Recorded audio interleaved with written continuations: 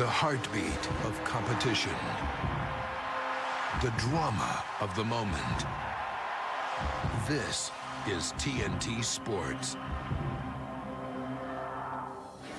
This the scene an hour and a half ago from the 6th Street side of the MCI Center here in Washington. Michael Jordan making his way, a familiar scene. The video cameras once again following my... Now that's a lunch. Should I get the combo? Get the combo. Wendy's Bacon Mushroom Melt. When you gotta have one, you gotta have one. Rookies. Hey, they're all alike. Remember, Wendy's pickup windows open late, so you can eat great, even late. You can help rebuild shattered lives by giving to the September 11th Fund. Every dollar you give will go directly to the victims and their families. For more information and to make a donation, please visit our website at september11fund.com. Contributions can also be made at any Bank of America banking center. For the location nearest you, visit bankofamerica.com. You may also mail your gift to the United Way at this address. Thank you.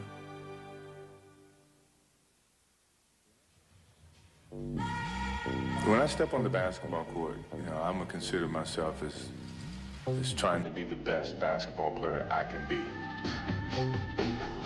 Physically, I know that I'm not 25 years old. I'm not stepping up and saying that I will be 25 years old when I step on that court, but I feel like I can play the game of basketball at the highest level.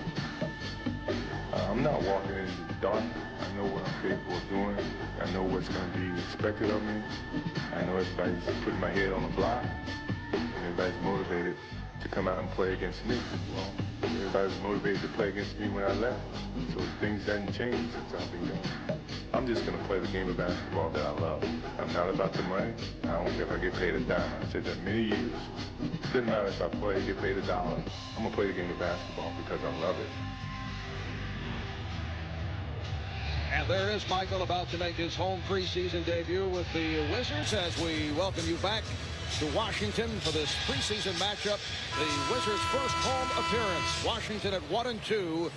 An exhibition play of the Nets come in at 2 up and 2 down. Once again, a look at the starting lineups for both clubs. The Nets with the rookie from Arizona, Richard Jefferson, who will have the assignment of going up against Michael Jordan, Keith Van Horn, Todd McCullough. Also up front, Kerry Kittles, who's made it back from that right knee offseason surgery and has looked very impressive. And Jason Kidd, now the captain of the team. We're joined on the sidelines by Craig Sager, who will be working both benches. Let's check in with Craig. Oh, thank you, Marv. The perfect ending for Michael Jordan's career is captured forever on silver halide crystals. A game-winning jumper in the NBA Finals. A golden moment sculpted for eternity in the Basketball Hall of Fame. But it's not over. And while some are afraid that maybe Jordan's legacy or trophy case will be tarnished, Michael is not among them. He has not lost his luster. He has polished his game.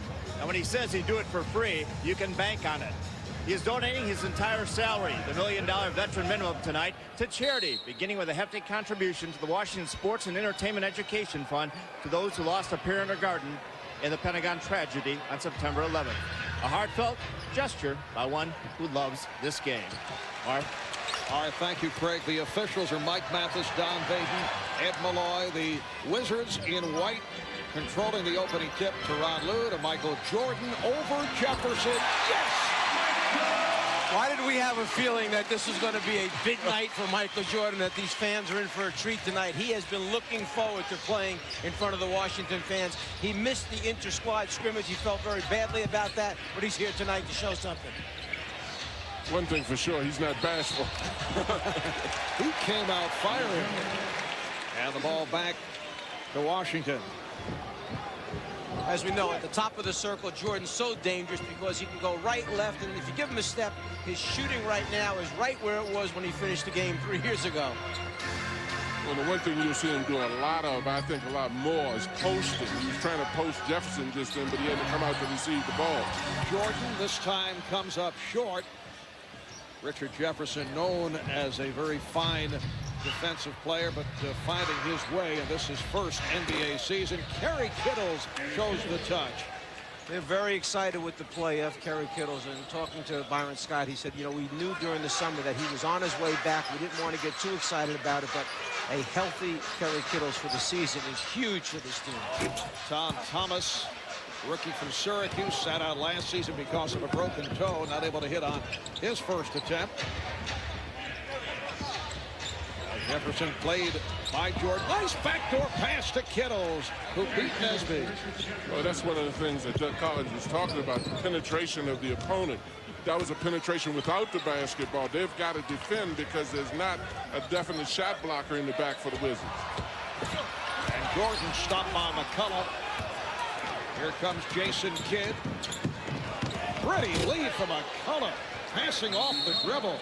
That's one of the things Byron Scott mentioned to us, is that one thing Jason Kidd does is he keeps us running, something that he wanted to do as a coach a year ago, but he felt that Stephon Marbury was more of a half-court guard, set offense, get his shots off of set plays. He maybe didn't want to push it as hard as the coach did a year ago. Tell you what, if Eton Thomas wants to keep that starting job, he can't let Todd beat him down the floor, though. Nesby able to drill it from downtown. Tyrone Nesby in his 4th year out of UNLV, acquired last November from the LA Clippers in the trade involving Cherokee Parks. Richard Hamilton sitting it out today because of a elbow problem. So Nesby in the starting lineup. Lou is the starter at the point. And a defensive 3-second violation called, and that means a technical foul shot. This one of the new rules. We have been seeing quite a bit of this call in the preseason. No more warnings. You go right to the line, you start putting points on the board, and here we have the new rules this year. You'll be seeing the defensive guidelines have been eliminated. The 3-second call we just saw, only 8 seconds to get the ball up past the midcourt line, and then incidental contact, we're going to let that go. Just play on, as long as it doesn't reroute or move a guy out of his path. I had enough trouble with guys calling it 3 seconds on the offensive players. Now you're going to have to watch the defensive player. Foul was called on Thomas, leading on McCullough. The New Jersey Nets, during the preseason, 2 up, 2 down, won the last 2 over Cleveland and Detroit after losing to Charlotte. And the Knicks, last year, 26-56, next to last in the Atlantic Division. Last time the Nets made the playoffs was 97-98. They won only 1 playoff series in the last 24 years. Here's Kittles.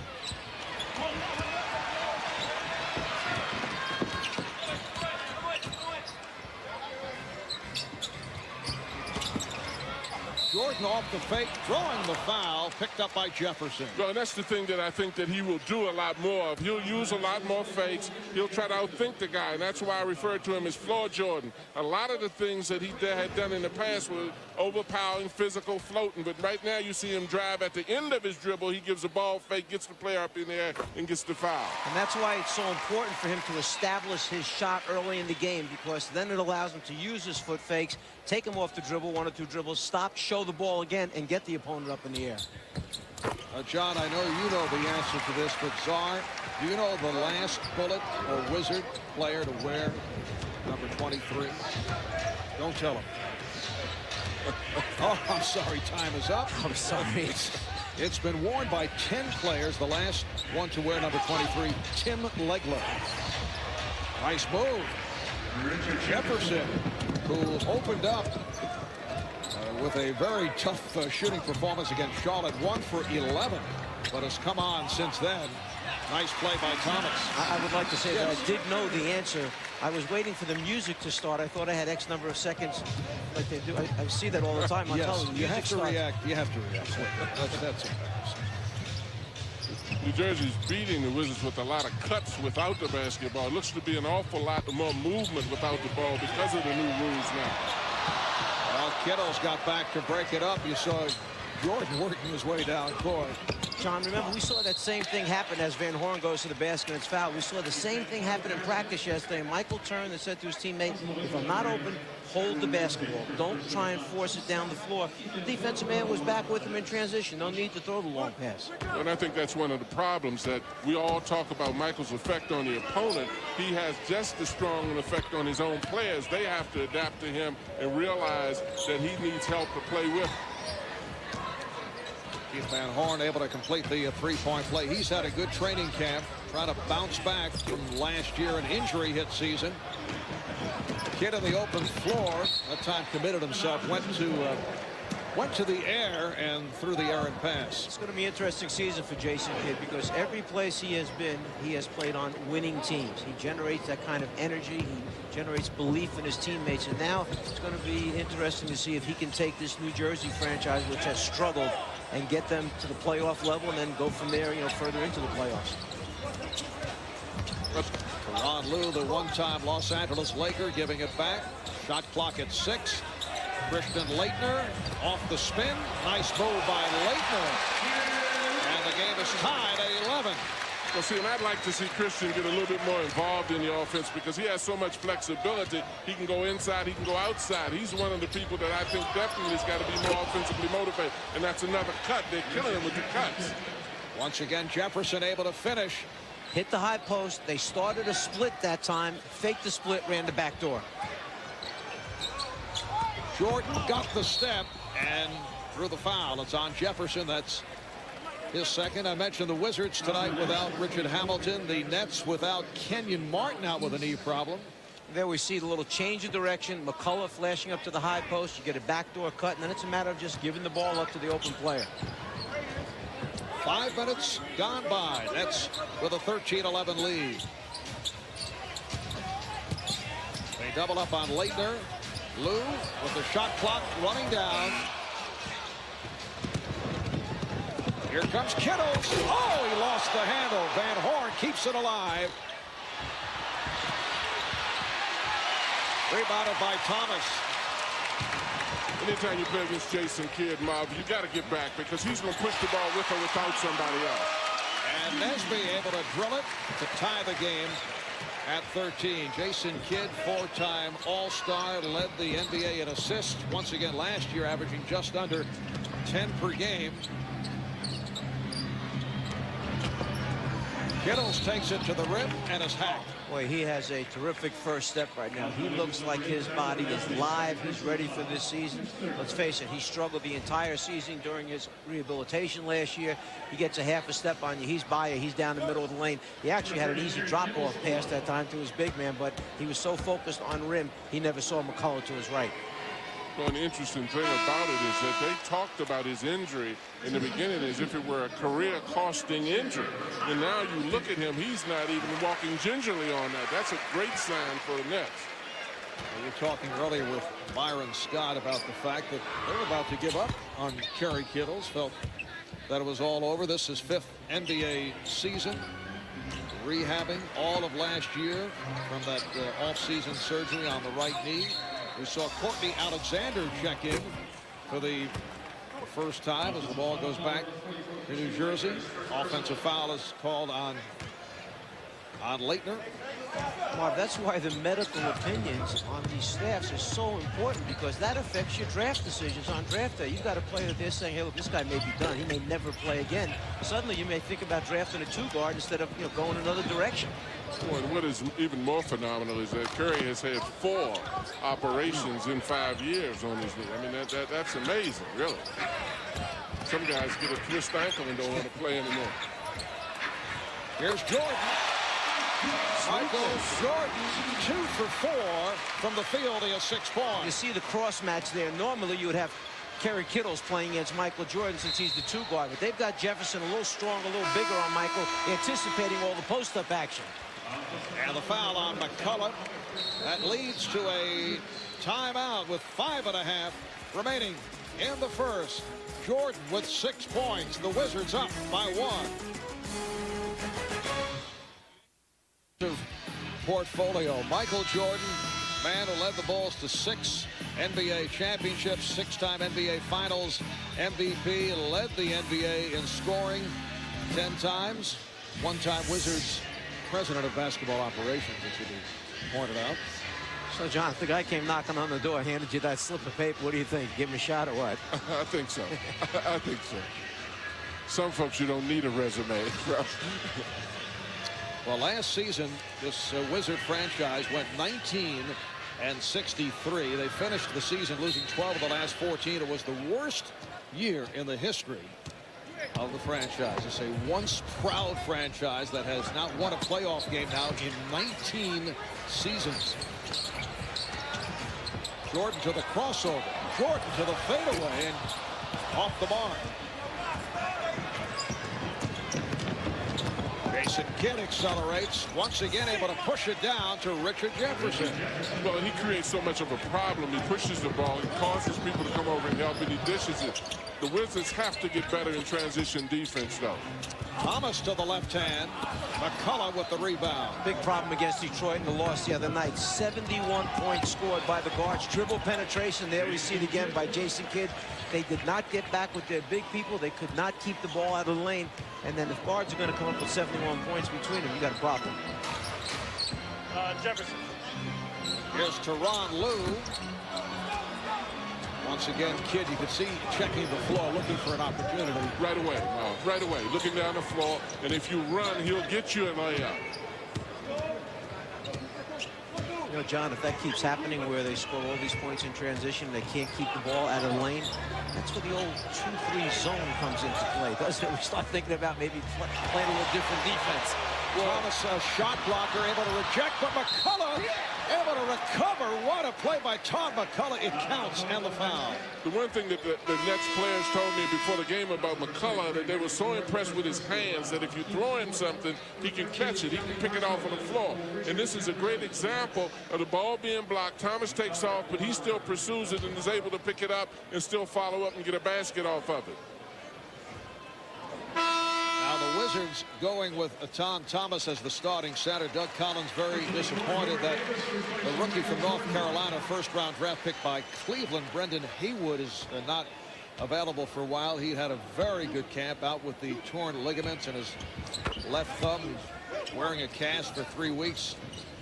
Surgery is possible. That would sideline him for a couple of months. Oh, they're really excited, though, about Hayward, because looking to the future, you have Hayward, you have Thomas, and then you have Kwame Brown. That's pretty big, talented young players there for hopefully many years here in Washington. How far in the future do you have to look, though?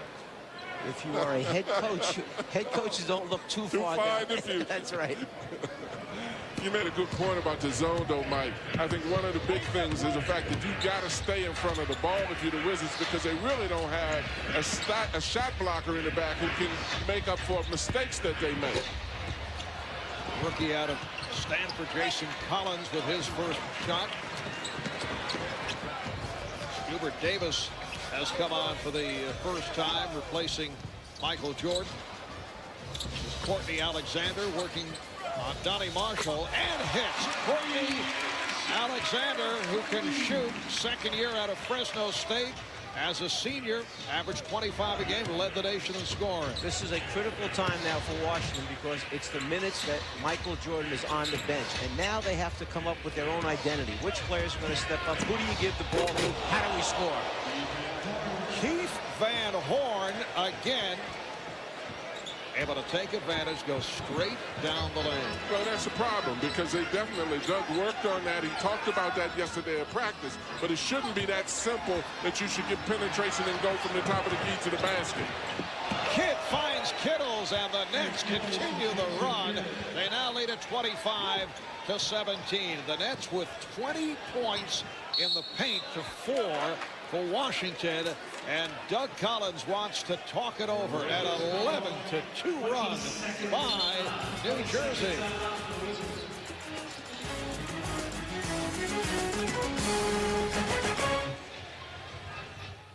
Maybe that's unrealistic. I don't know, but I sure don't want to go in as that we're going to play like a lottery team. I think so much is to be determined in this season about where certain teams are going to fall. I think there's probably 3 or 4 teams maybe that are head and shoulders above teams in the East, but you know, injuries and all maybe determine those last 2 or 3 playoff spots, and I want our guys to fight for that. Doug Collins has made the transition from the broadcast booth back to coaching. And guys, he had said he so thoroughly enjoyed bonding with his partner last year. And it was very emotional that he You mean that he left? That He was upset? That he had to leave his partner. He was broken up about it? He was. He doesn't like to talk about it. I need to talk to him. He's going to be upset again if his expectations are to be in the playoff with this team. I'm going to tell you that. This will be one of the all-time great coaching jobs if this Wizard team does make it to the playoffs. Absolutely. And I tell you what, if they keep running an equal opportunity offense, they're going to be in trouble. Michael better get the ball. Traveling violation. Have to put the ball on the floor before you start taking those hip-hop steps as you're backing your guy down. And you know, John, when we watched practice yesterday, we wound up walking out and saying that Michael could set the field goal attempt record this season for a player if they get very competitive. And you know Michael, the way he is about that, he's going to want the ball, particularly if they're in close games down the stretch. And I think the other players probably will give it to him. Well, particularly after they start playing for real, you're absolutely correct. His competitive instincts will take over, and he'll put more pressure on them to win, and he'll take over more. Keith Van Horn over Christian Laettner, and the Nets continue the good run. They now lead by 10.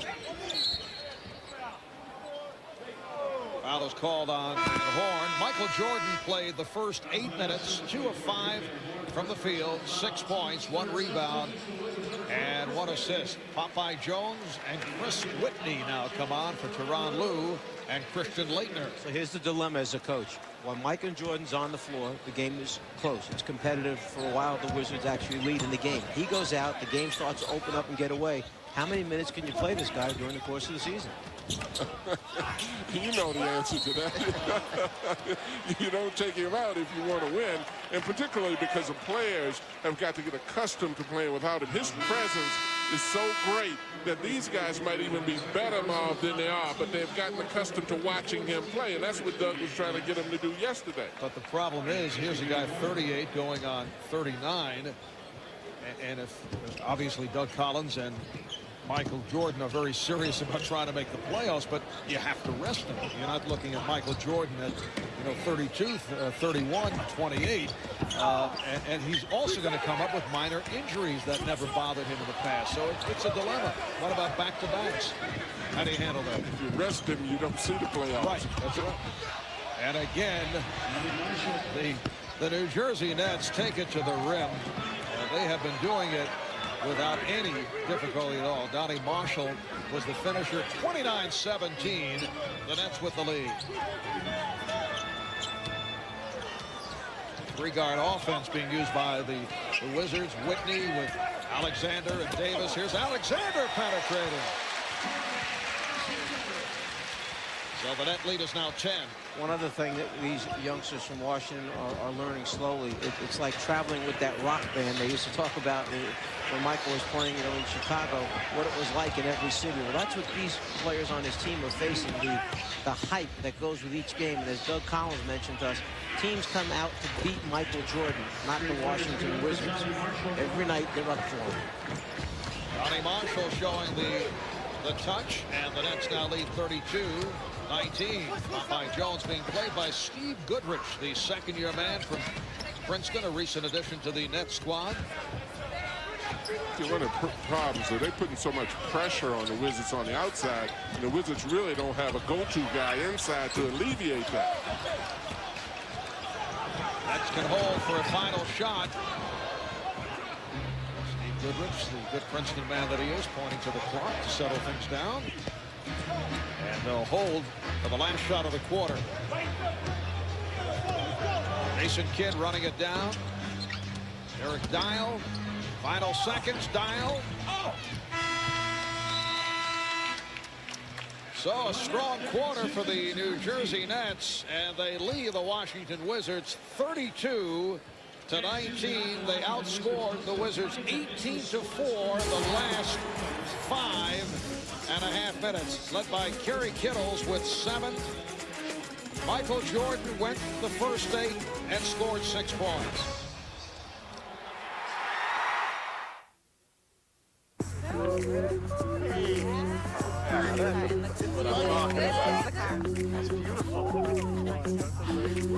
Does the world really need another mid-sized family sedan?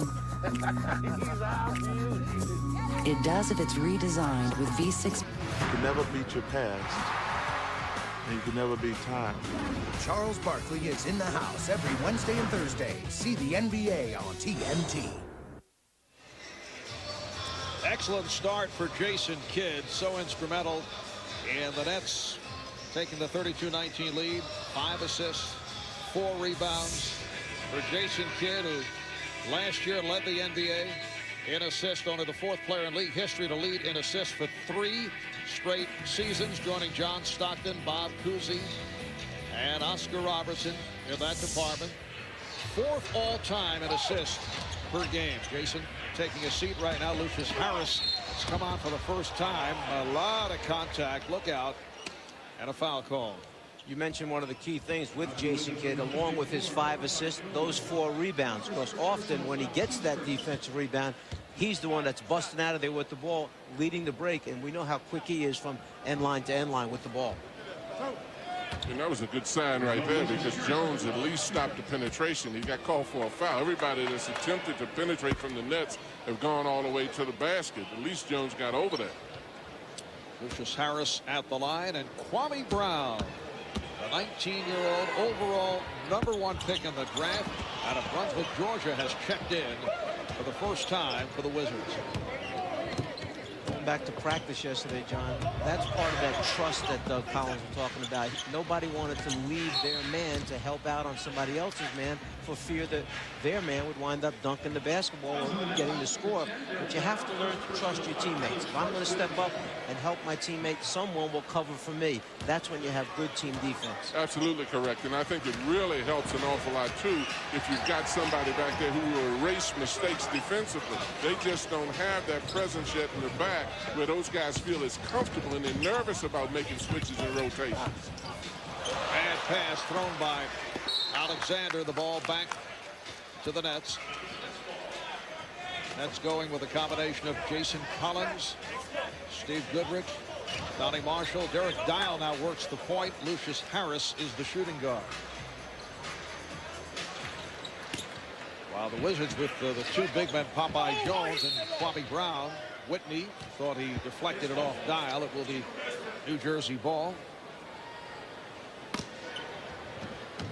The Nets in the first quarter ran a layup drill. They went 14 of 23, 61% from the field. And they continue the hot shooting. Marshall has 7 points. He's 3 for 3 from the field. You know, it's good, Mike, to see 5 players moving and cutting, whereas last year you'd see a lot more isolation, a lot more one-on-ones, 2-on-2s. But in watching the Nets in particular, everybody's moving without the basketball. I like the movement that the Nets offense has right now. Passing, cutting, changing direction off the ball. It's a nice game to watch right now for New Jersey. Open shot for Harris. Saved by Jones. Hubert Davis rejected from behind by Goodrich.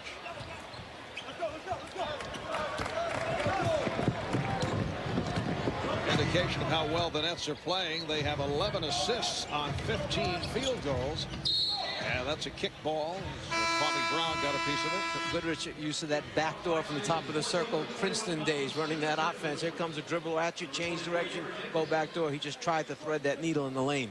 And the thing helps, you'll make those cuts if you know you're going to get the ball. Jason Kidd, who's not in the game at this time, as you know, will make you cut because he'll give it to you if you do move. Here's Goodrich from outside.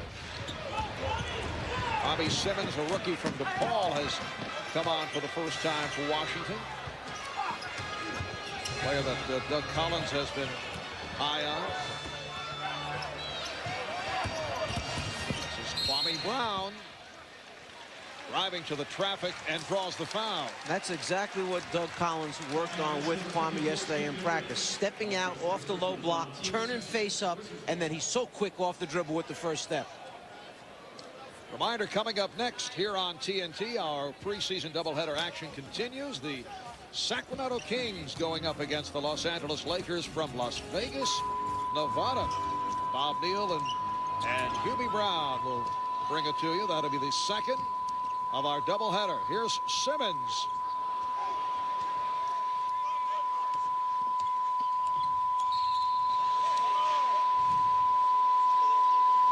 And the foul is called as Marshall took the hit.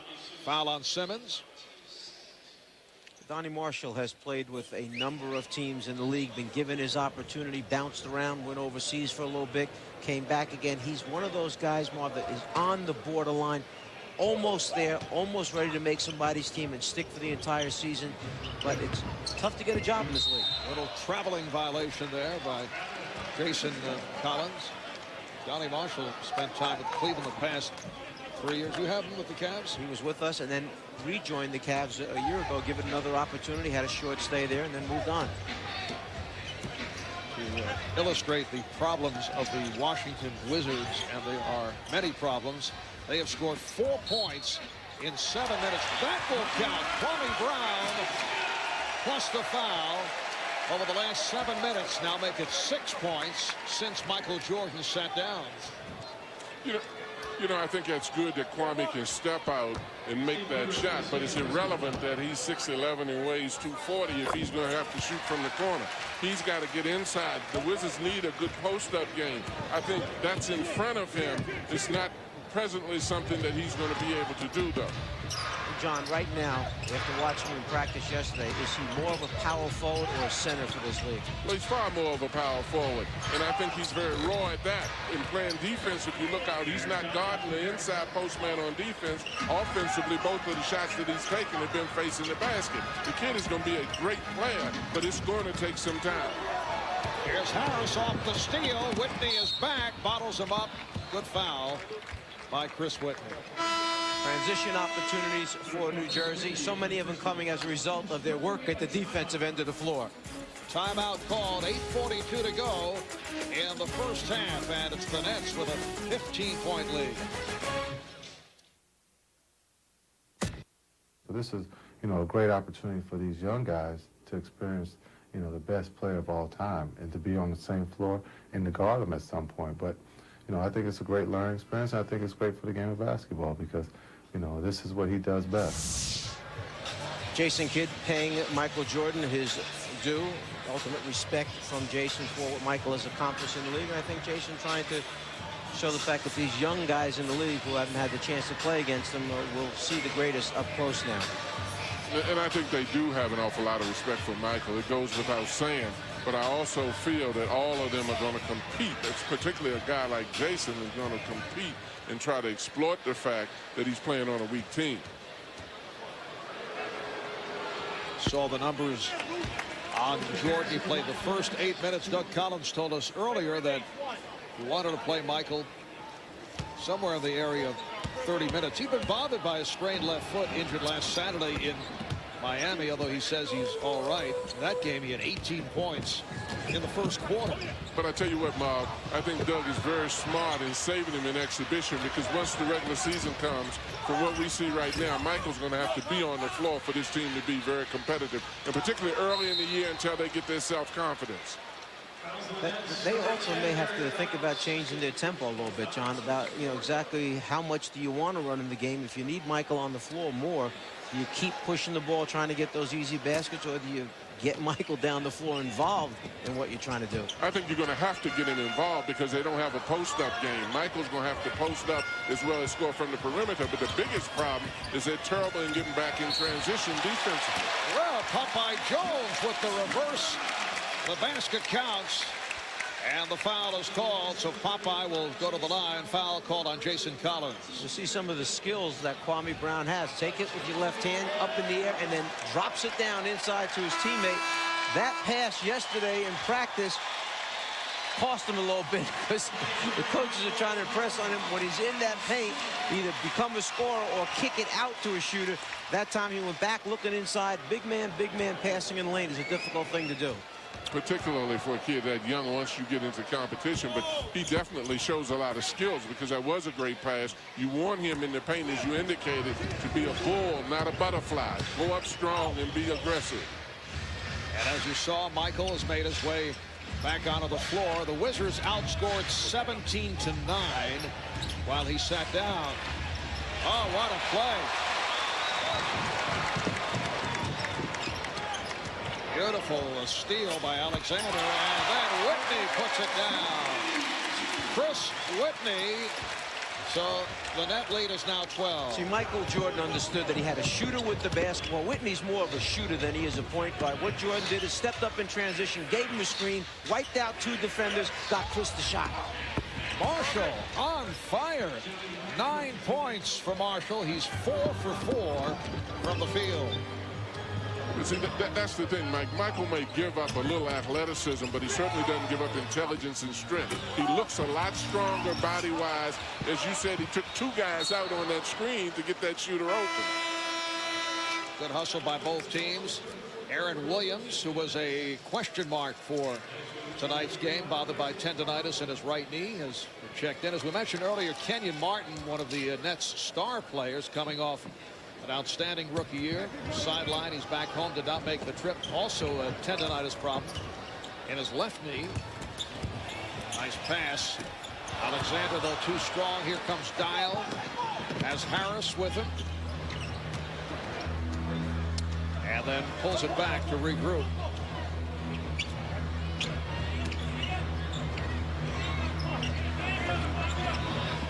Here's Harris. Rebounded by Brown, able to reach over Marshall.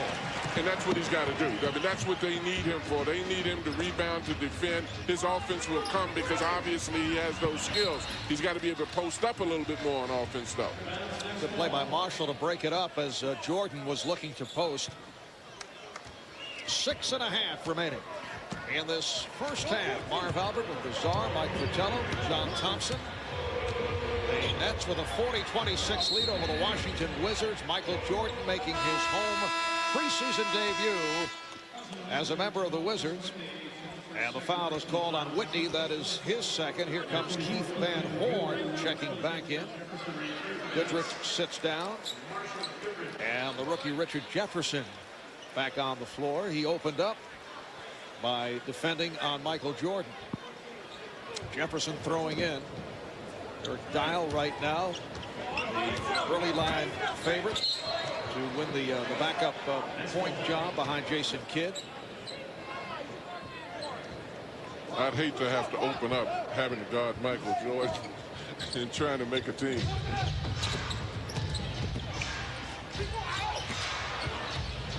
Harris. And a loose ball foul called on the Nets.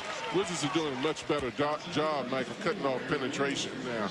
The Nets aren't getting all the way to the basket. They're closing the floor. They're giving support and rotating a little bit better. So now you see Jersey draw and kick. Now they're getting the big men to commit and stop their penetration to the basket. Now they're trying to find their open teammates on the perimeter who in turn have to step up and make shots.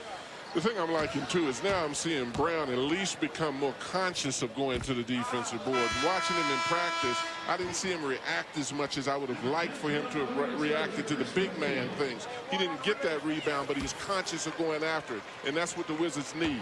Imagine the adjustment for this young man. The whole season last year in Brunswick, Georgia, he may have been challenged 3 times the whole year, according to what Doug Collins said. 3 games when Doug sat with him and said, how many times do you really have to get up for a game and really work at it? He said, well, maybe 3 games. Well, this is 82 games that they're coming after you. Well, and that's one of the things in watching it. Well, even on that one, he challenged that shot, and that's good. That's another big man thing. But Michael Jordan has tried to help him a lot, as we saw in practice, and counsel him and giving him a lot of guidance. But I don't feel sorry for him because his paycheck doesn't say student on it. 19 years old, who celebrate his 20th birthday next March. Brown looked to go baseline. Got it back to Alexander. Shot clock running down.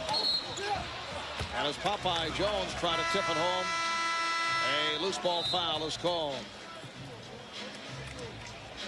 Timeout is taken with 5.5 remaining in this first half. The Nets lead by 16. The NBA on TNT is brought to you by Mazda, who invites you to discover the sheer joy of motion. And by McDonald's. We love to see you smile. Well, Tuesday nights on TNT fall under the spell of Charmed. Meet 3 sisters Something weird is going on here. who are about to put you under their spell. Charmed is on TNT.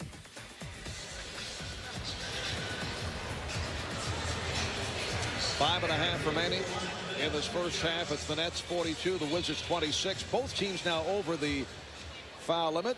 Foul a moment ago called on Kwame Brown, putting Aaron Williams at the line. Biggest lead of the night for New Jersey.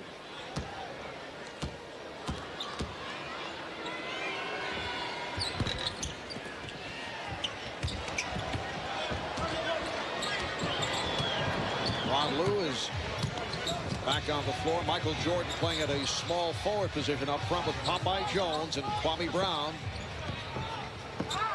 Jordan, yes. You know what was great about that? Brown was open inside and wanted the ball real quick, but Michael knows the importance of running the system, particularly in an exhibition game. He just calmed him down, forced him to run the play, and off of the play they got a shot, which will give them confidence once the season starts. They run this thing all the way through, John, just as you mentioned. They stay with it. They get a screen down on Michael at the end. They have to swing him and versing the ball, and then his jumper is picture perfect as he goes up. Well, particularly in exhibition, the young kid, Mike, wants to shoot it with the first thing coming. A coach, as Michael Jordan is on the floor, wants to do what he has to do to get him open, as he did right there. Jordan tried to set up Brown, but did not get off the good shot. He didn't realize how close he was to the backboard. He could have taken it and powered it up right from there for a layup. Doesn't have a lot of shots in there, Mike. That's what he's got to improve on. I'm more impressed with him in this game because I see him doing more big man things. But he's got to make himself have an inside presence, and then his outside game is really going to be phenomenal. And a pushing foul. Popeye Jones with a good hustle. You think all of a sudden Brown now turns around and shoots. Kwame's used to a high school kid being there, and these big fellas are fan. And he said, oh, my God, now something's between me and the basket. I think that'll make you throw up some quickies, too. Yeah, it changes your perspective of the game a little bit. Look at Michael. Michael's now giving him some guidance, talking with him. The thing I think is beautiful about Michael doing that is he does it before the action as well as after the action and gives his kid confidence. Well, Michael looks at it as if this is my project. They drafted him, and now Michael has come back, works with him every day in practice, and we saw yesterday. I mean, Michael will be very positive with him, constructive, okay, in his criticism. Then, you know, at times he'll come back and say the hard things that he has to say to him also to make the youngster understand that that's not how it's supposed to be done. And I don't even think they've heard the hard things yet. No. Wait until they get in the regular season game. This man wants to win. That's the one thing we know about Michael Jordan. Coming up on 4 minutes remaining in the first half. Van Horn gives it back. Here's Kittles. Beautiful stroke from downtown by Kerry Kittles. And that's what you were talking about, Mike. They're closing up the middle. They're penetrating and pitching it out real well. I like the way this Jersey team is playing now. They're playing together and they're playing with intelligence. Some of these young guys may not remember Kerry Kittles from a couple years ago. They understand he's a pretty good basketball player. He can shoot the basketball when he gets it going. Alexander and Williams with the rebound. There's Dial operating at the point. Dial around Lue. Will it count? Yes, it does. And the foul. He got the call on the continuation. Well, the interesting thing about that, everybody talks about Lue's defensive presence, and obviously he is good. He did a great job in guarding Allen Iverson, but he's accustomed to having Shaquille O'Neal in the back now to stop it. You can become very aggressive if Shaquille O'Neal is in the back. Shaquille, I hate to tell you, ain't there no more, fellas. No, and he did his probably greatest work against Allen Iverson when Allen did not have the basketball, denied him the basketball, and then once Allen caught it and did put it down, as you mentioned, there was someone real big back there. The big fella back there helps defensive pressure an awful lot. During Laker practices during the finals, Tyronn Lue played the role of Allen Iverson, and then, as you mentioned, did the great shadow job. The Wizards coaching staff very upset with Lue off that last drive by Dial. Here's Jordan. Yes. Well, if Tyronn Lue is going to be their starting point guard, and Doug mentioned the big positive he gives him is pushing the ball back at other people, they need him to stop people off the dribble. That has to be one of his main jobs, the defensive end. And that's why the support, the rotation's got to be there, because the guys in this league are too good, as you know, Mike. If you put a lot of pressure on a guy, he's going to penetrate to the basket, and you've got to get some help from somebody. You've got to at least feel secure enough to be aggressive. Van Horn will go to the line. Jordan is now 4 for 7 from the field. He has 10 points. Byron Scott takes a timeout with 2:46 remaining in this first half. Here's Jordan with the fake on Marshall and hits. In his second year as head coach of the Nets, Byron Scott, a member of 3 Laker championship teams during the Showtime era. However, back in 1991, Byron was at the wrong end in terms of the win column as he faces a fellow by the name of Michael Jordan.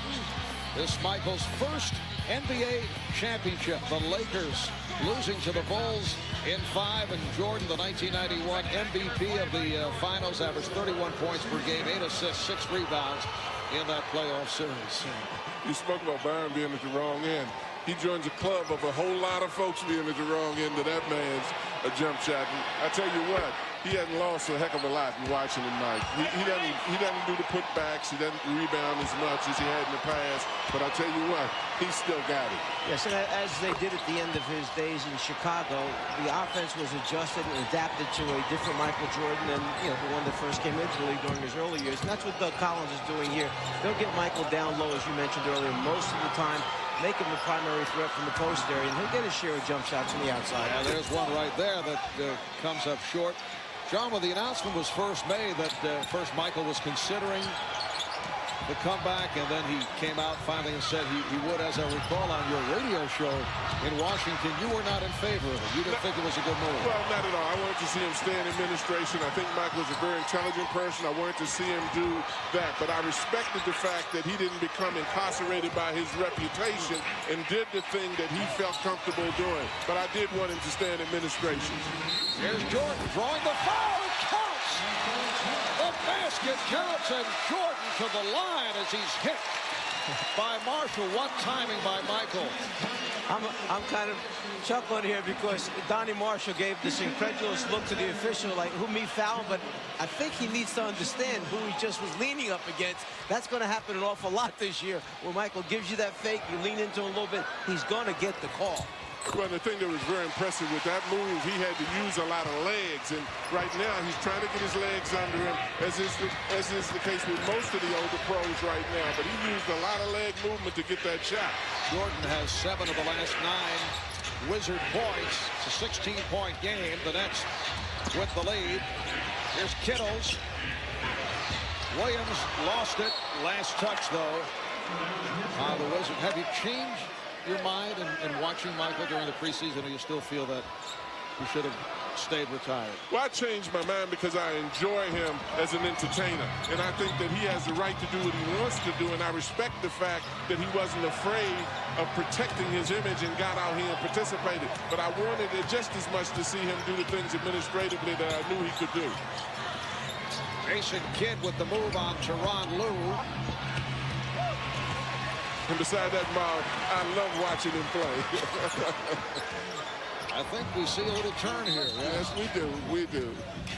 Foul is called. It's an offensive foul. It's on Kwame Brown. That's his second. Yeah, but that wasn't all that bad, because going back to yesterday's practice, they were working with Kwame Brown on how to post up. I mean, that's something you assume a big man would know. Yet Doug Collins and his staff broke it down into exactly how they want him posting up. They didn't like what they saw during practice yesterday. Well, and as you know, Mike, you've got to make some mistakes out there, particularly with this kid. Doug's got enough courage to go with him until he learns. The kid is raw. He's not green, he's raw.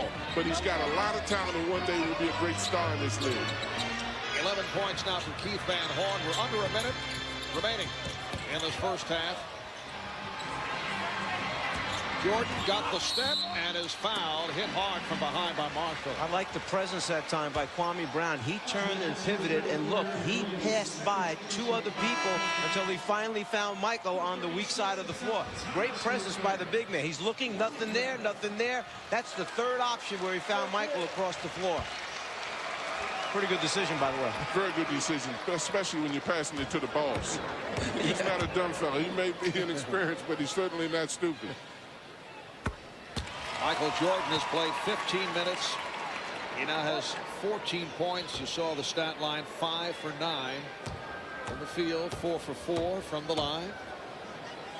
sometimes in watching him, you just get the impression that he's holding back something, waiting for the real McCoy to start so he can explode.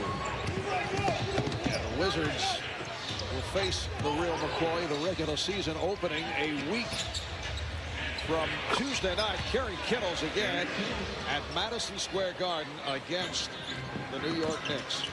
John mentioned earlier that New Jersey's offense is fun to watch. I mean, how many baskets have they gotten off of just simple basketball plays, back cuts, jam, guard around, fake a handoff, dribble to the middle of the floor, wind up with an open look at the basket. Coming up on 10 seconds remaining in the half as Kidd works the clock down.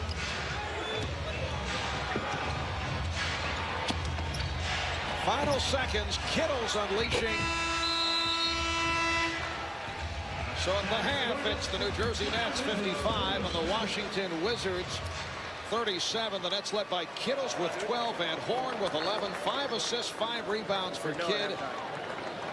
And Michael Jordan with 15 points in 16 minutes of play. 5 for 9 from the field and 5 for 5 from the foul line. Coming up, our AT&T halftime report. The Nets have led by as many as 19. They're up by 18 at halftime here at the MCI Center. We'll be right back.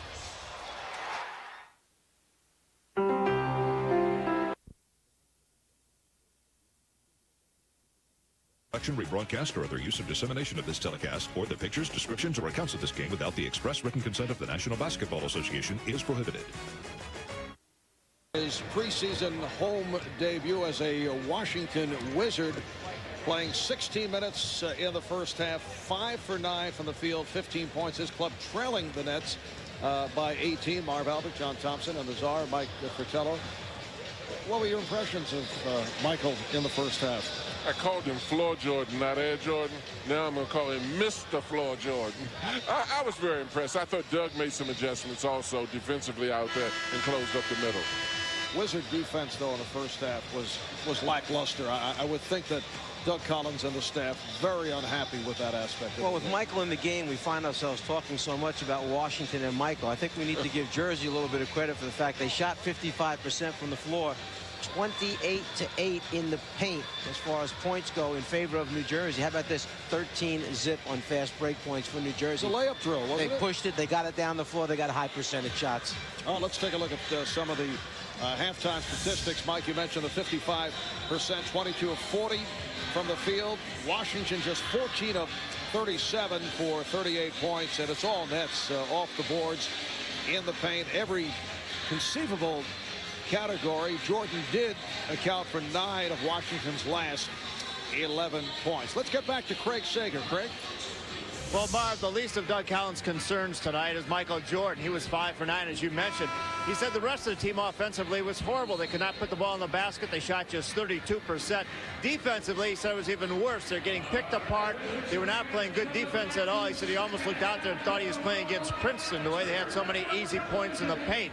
He also said emotionally they are not playing with the same fire that he wants them to. They're not playing relaxed, sitting around and not doing what they've been taught to do in practice. So Michael he's not concerned about, but the rest of the team, well, I think it's an uphill battle. We have had many Princeton references here tonight. You realize that with all these young players so new to the game, the time that the staff for Washington has spent on little things. Yesterday was the first day they got a chance to talk about covering pick and roll defense in practice. They've got so far to go at the defensive end of the floor. Doug Collins knows this. It's going to take time. They're not going to be ready by game 1 of the season, opening night. But somewhere along the line, hopefully it'll all fall in place for them. And I think, Mike, they got better as they played longer. And as you indicated earlier, with all of the attention that's being given to some of these kids, with Michael being there, they have to get over the stage fright and seek their level of confidence right now. Leitner getting it inside to Thomas. There is some symmetry here with all the Princeton references with your son. Well, I didn't want to say that. Head coach. Which is surely coincidental. I like those references, and I'm certain he does too. The Nets now lead 55-39. They open up with Kittles and Kidd in the backcourt. Van Horn, who has shot very well up front with McCullough, and the rookie Jefferson. been a while since we've seen Van Horn face up and shoot that jump shot with a lot of confidence. He's gone more to putting the ball on the floor, trying to beat people off the dribble, but it becomes doubly effective if he makes that outside jump shot because he has range on it. There has been so much discussed about the fact that Keith Van Horn just did not click with Stephon Marbury. Foul is called. Leitner will go to the line. Marbury then traded to the Phoenix Suns in exchange for Jason Kidd. And Stephon Marbury was rather outspoken last week in saying, hey, it's not my fault. It's the individual. And then there were several net players who said, well, thinks the point guard has to make guys better. Well, and I think regardless of how they get along or don't get along, what all these guys have to realize is you have to overcome conflicts and still be successful and win. I've never seen any group of guys, once you got past one, that were that harmonious unless they worked at being that. Keith Van Horn is shot well. He has 13 points, 5 of 8 from the field. McCullough again to the left hand to bank it home.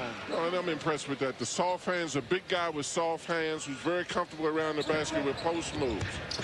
Tom McCullough signed as a free agent after spending 2 years with the Philadelphia 76ers. Played particularly well in the NBA Finals against the Lakers. You know, in looking at the Wizards out there, Mike, one of the things that they're going to have to really work on is getting Michael the ball. We're talking about keeping it from him. Michael is making good cuts, and these guys, once defenses are geared towards him, have got to be able to make passes to him at the right time. Foul committed by Jefferson. That's his third. What happened, John, on that last out-of-bounds play, Thomas was supposed to be the second screener for Michael Jordan. You see Michael looking over at Thomas right now. What was supposed to happen was Michael was supposed to backpick Leitner, and then Thomas was supposed to screen Michael. But Thomas kind of forgot about that and went on his own and wound up colliding with Michael as they were trying to execute the play. So Michael just looked over at him, reminded him, remember, you're supposed to screen me. I'm the shooter. You're the screener. And that's one of those things you do not want to forget if you want to play.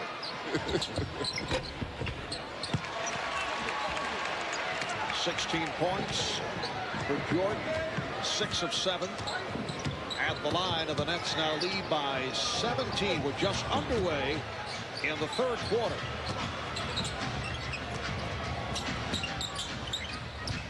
Jason Kidd with Kerry Kittles. They swing it effectively. Here's Jefferson. That's a foul in the act. Let's see. Foul is called on Thomas. It is a non-shooting foul. Let's go back a moment ago when Michael was on the foul line. This is after they had tried to run the out-of-bounds play. Here's his heat. Now, remember, you're supposed to screen me. All he's got to do is look at you. Didn't have to say it. He gets the message across. Foul is called on Jordan, switching off to play McCullough. So Todd McCullough, a 64% free throw shooter, is at the line. Crowd of about 16,000 on hand here at the MCI Center in Washington. About 4,000 short of a sellout for the preseason home opener for the Washington Wizards, who are 1-2, winning at Miami last Saturday, lost twice to Detroit, did not play well this past Thursday night in Grand Rapids, Michigan, beaten by the Pistons. Jordan, yes. Doug Collins said that his team had no energy the other night. He said we looked like we were in cement. They turned it over 19 times in that game. But that happens frequently during the preseason because you go into double sessions. Sometimes you have a bunch of exhibition games wrapped around practice. Sometimes coaches practice hard in the morning of a game because they need to get the work. They don't care about the results of the exhibition game necessarily. Well, I think with a lot of teaching also, you get burdened mentally, you know, and kids are not, or guys are not reacting as much as they're thinking and methodically going through. This is the point of the year where coaches are stopping everything in practice. And even though it's not a physical practice, mental practices can sometimes be very taxing on a player too. Let's just use the example the last couple of days. They played in Detroit, got beat, had a terrible performance, fly back that night. Doug brings him in an hour plus in the film room. reject right there. And then 2.5 hours on the floor after that. A 19-year-old may not be used to that. Van Horn firing the three, which is rebounded by Jordan. John Thomas just made a great play. He protected Lou, which will allow him to put more pressure on. Michael Jordan setting it up for the jumper against Richard Jefferson. He's now 7 of 11 from the field. And the net lead is down to 14. Here's McCullough. Crowd getting into it with the Wizards showing some signs. Teron Lue. Rebounded by Thomas, battling his way. Tom Thomas cuts it to a 12-point lead, a 6-0 run by Washington. And the whole Wizards bench went crazy because that's the element they need, that inside presence. Thomas blocked the shot down this end, went down the other end, got an offensive rebound, and put it up. Foul on Thomas's third. Second effort, hard work. Block the shot at one end, hustle down the floor, get a missed shot, put it back up and in, and get a working basket for your team. Working hard inside. Kittles for three. Kerry Kittles with 15 points. That's his second from downtown. He's 6 of 11 from the field. Well, they need to pull out the old film, as Mike said on Kerry. Kerry can shoot and can play. Jordan, yes, and it counts. And we're beginning to see a familiar scene here. Michael Jordan has the crowd on its feet. He has caught fire. He's trying to get the defensive player off him, sees the double team coming, so he turns away from the oncoming double team as he winds up sitting in front of the Wizards bench. And you're going to see the reaction here on the floor. You'll watch his teammates jump up and pick him right up. You may need to give the old-timer a little bit of time on the floor once in a while, John. A whole lot of time. A whole lot of time he's going to need. Michael's revved up. Completes the three-point play. He has 17 of the last 25 Wizard points. The Nets up by 12. See, Mark, with that kind of performance from Michael, if these guys on the Wizards teams have blood running through their vein, they've got to get into this. And that's the thing that he does. He's contagious and has an effect on other people's level of play. These guys should feed off of his performance right now. It's a defensive 3-second call, the automatic technical foul, so Kittles will shoot it. So one of the things that's always been so great about Michael is not only does he give it to you at the offensive end, but he goes right back down and digs in defensively, and there's that contagious thing taking place that John just talked about. Donnie Marshall had the hot hand of the first half, is checked in for the Nets. Thomas doing a good job fronting McCullough. Shot clock is 6. Down to 3, 2, 1. Kidd. Thomas with the one-handed rebound.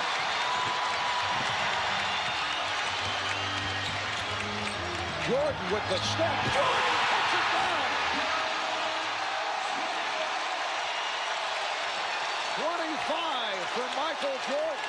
And here are the Wizards right back down by 10, and the Nets will talk it over. Hey, this is preseason. Didn't I read somewhere where they said he lost a step and couldn't jump quite as high? Well, we may have to play this again tonight. I was getting ready to say, who was that idiot that called him Floor Jordan? NBA on TNT is brought to you by UPS. Ground, overnight, international at myups.com. And by Mazda, who invites you to discover the sheer joy of motion. Well, Friday night on TNT, Jackie Chan and Chris Tucker team up in Rush Hour.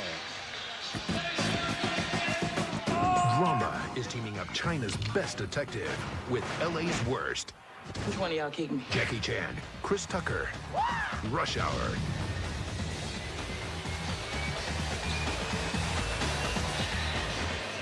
Well, here are the numbers on Michael Jordan. He's hit his last 5 shots. He scored 19 of the last 27 points for Washington.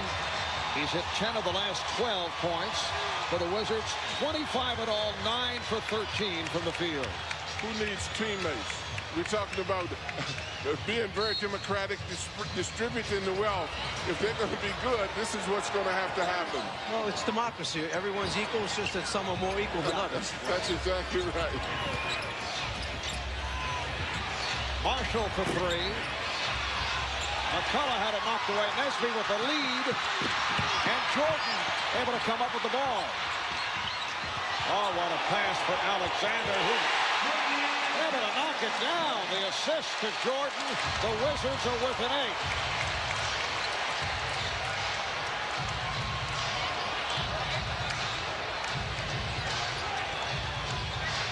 Kid played by Jordan on the switch. Here's Marshall. Van Horn with the shot clock running down. Jordan on the loose ball, and suddenly the Wizards more aggressive at the defensive end. Well, Etan Thomas is doing a hell of a A 16-3 run, and the net lead once 19 is down to 5. He's just having fun out here right now. That's all he's doing, having fun playing basketball. McCullough. Jordan with the rebound. Just under 6 remaining in the third. 13 of his 28 here in the third. Jordan again! A 3 for Jordan. It's a 2-point game.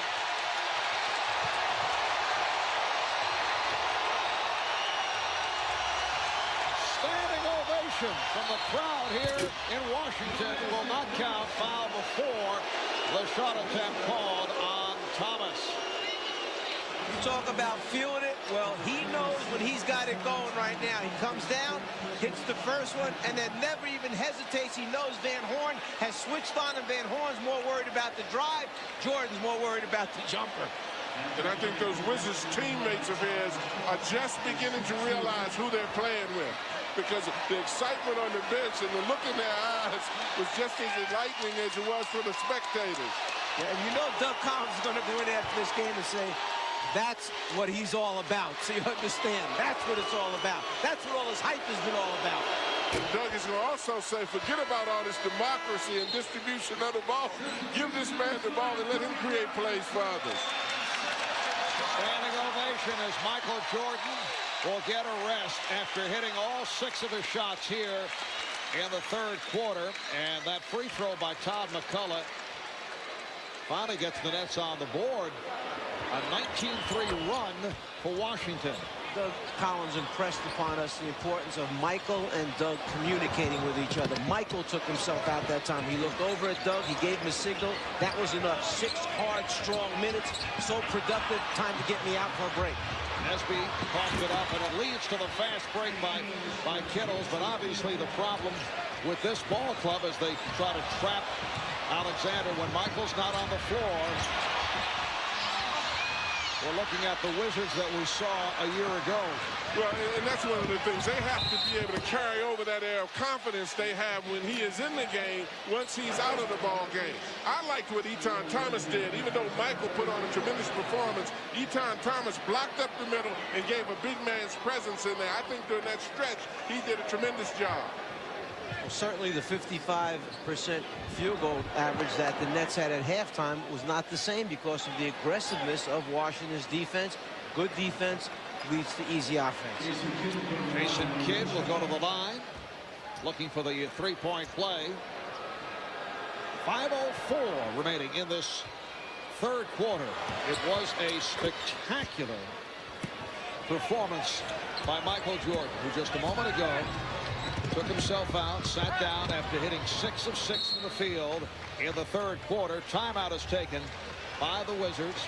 The Nets now lead 70-61. So Jordan now with 31 points in his 22 minutes of play. We'll be right back.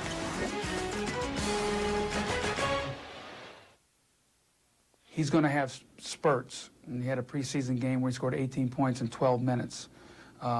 Against Miami. But the one thing that I've reiterated to our players is we cannot stand and watch him play. And one of the things we've done in scrimmages is put situations where Michael's on the floor that team cannot let Michael shoot for maybe a 5 or 6 minute stretch, just so they have to learn to play with he's on the floor and not just to watch him play. And what this will do is it will force one or two of these emerging young players to assert themselves, understand the responsibility that's on their shoulders, because when Michael's out, they just can't drop off the edge suddenly as a team. Someone else must pick it up. Some others must pick it up. There's not just one of them that's on this team besides Michael that can do it by themselves. Well, Bobby Simmons, the rookie from DePaul, who is a good three-point shooter, is able to bury the three to bring the Wizards within 6. Michael Jordan with 25 points the last 14 minutes of play. Doug Collins likes Bobby Simmons. He's one of the players that worked out in Chicago with Michael all summer. Did the weight training program with Michael. Said he's a very quick learner, very smart basketball player. He likes him. Jordan liked his toughness for going up against him during the summer. Here's Nesby for three. And knocked out of bounds by Simmons. You know, Tyrone Nesby is one of the big question marks for this team. He's on the last year of his contract. Obviously, he's playing for his next contract. He's the only guy that has some size and strength at the small forward position, and if he can come through and be a consistent performer and not just tease Doug and the team, but a consistent performer, then it allows Michael to play more minutes at the guard position. Well, Michael traded for him last year, so obviously he likes him. But I think you hit the nail right on the head. What has to happen with this team is it has to become a boat with oars when Michael is not in the game. They're playing like a boat without oars when Michael is not in the game. But I listened to Doug say that they don't want to stand and watch him. Heck, I wouldn't mind standing and watching him if he put on the kind of performance he just put on. Foul on Marshall. Here's Simmons, a 78% free throw shooter. In his days at DePaul, way off on that first attempt. Originally a second-round draft pick of the Seattle Sonics. Bobby Simmons with a second shot. 4 minutes, 2 seconds remaining in the third. Marv Albert, John Thompson, Mike Fratello from Washington. The Nets have led by as many as 19. Sparked by Jordan, the Wizards have come roaring back. It's now a 6-point lead.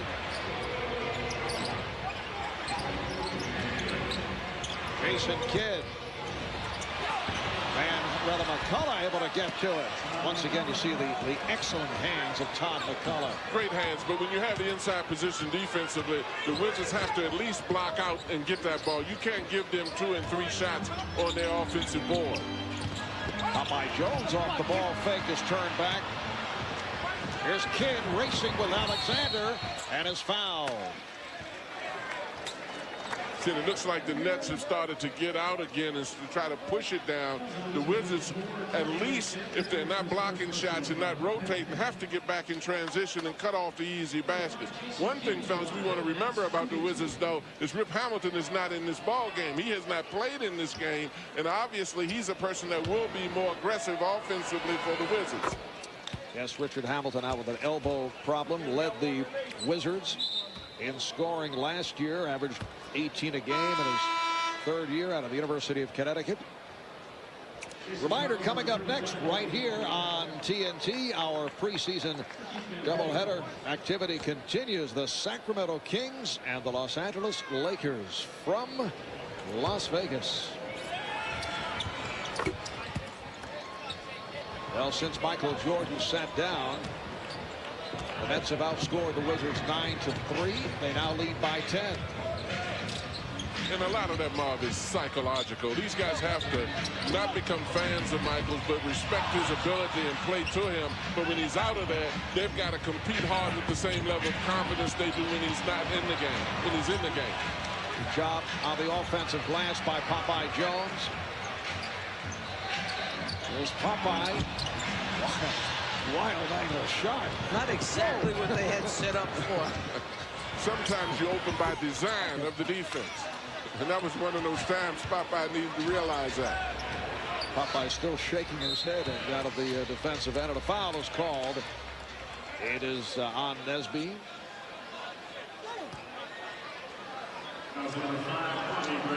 I think that actually it was Kwame Brown that was called for the foul coming around in the post area. That's probably the third or fourth foul that Washington has had on their post people, where they're just grabbing the post-up guy and trying to come around into a front position. And that's good post-up position by the offensive player, something that Doug Collins was trying to work with Kwame Brown on yesterday. Work with yesterday, and that's more frustration on Kwame's part, but those are the things that he's going to have to learn and will learn.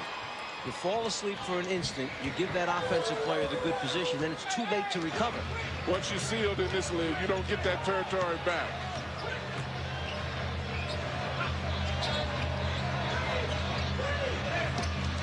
Jason Kidd saw that pass coming, and Jason Kidd off the steal, able to cash in. Wait, how can you take only one dribble from half court and make a layup like that? Put it out in front of you, go catch up to it. Mike Mathis with the call. It's an offensive foul. Anticipate the passing lane, slap it away, and then you see Kidd one dribble, and then maybe a couple steps in between before he lays it up. But little teeny steps. Okay.